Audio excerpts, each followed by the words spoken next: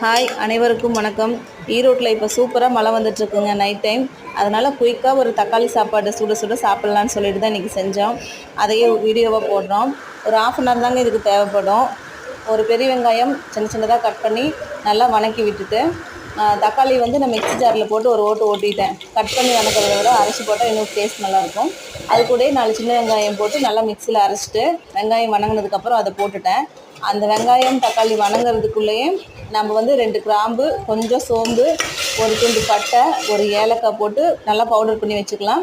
காரத்துக்கு ஏற்ற மாதிரி 3 வரமிளகா அதுக்கு சரியாக இருக்கும். அதையும் சேர்த்து பவுடர் பண்ணி வச்சுருங்க.